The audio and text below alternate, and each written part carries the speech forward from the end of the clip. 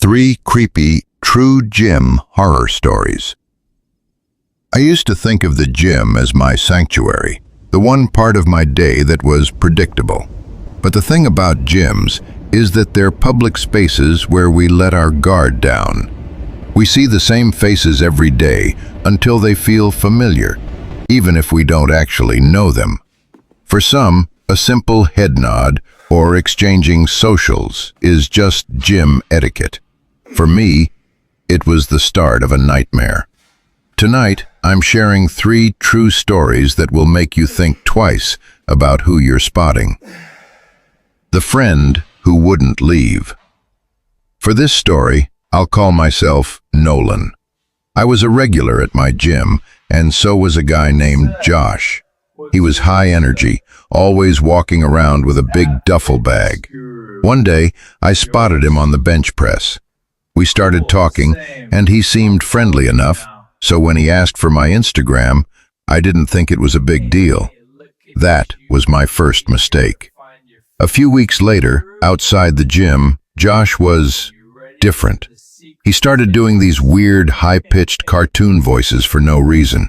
He'd whisper my name in this fake, spooky tone, Nolan. Then came the night at the bar. He told me he'd invited girls to meet us, but they never showed. I realized he'd lied just to get me there. He started making these exaggerated sounds, fake laughing, then fake crying, switching into a movie villain voice right at the table. I tried to avoid him, but he'd follow me from station to station at the gym like he was glued to me.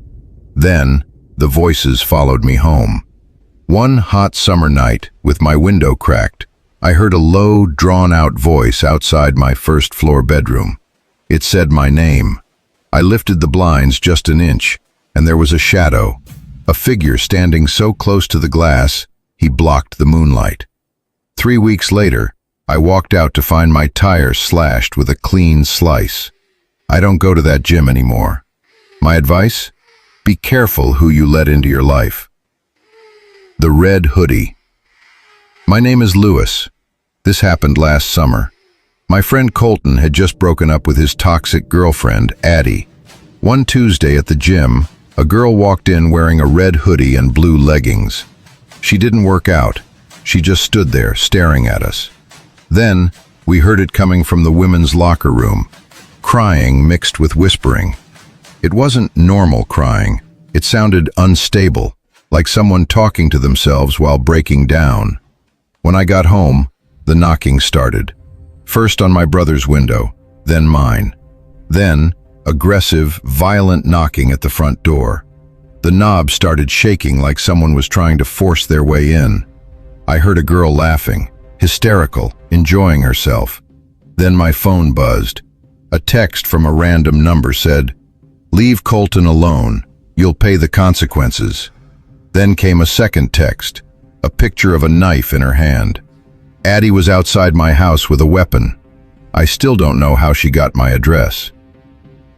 The man on the machine. I've been going to the same LA Fitness for years. About 6 months ago, I noticed a new guy. The first time I saw him, he was sitting on a machine behind me while I did squats. He wasn't using the machine. He was just leaning forward, staring at me in the mirror.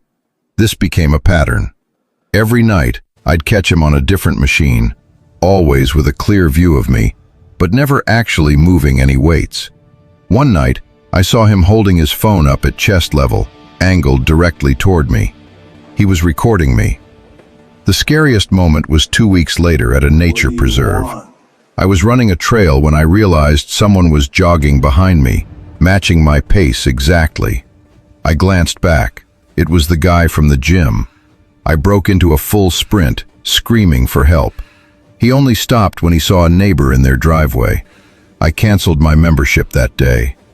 I'm a whole lot more paranoid now, always watching to see who's watching me. These stories are a reminder that the people we see every day aren't always who they seem. Stay safe, stay aware of your surroundings, and always check your rearview mirror.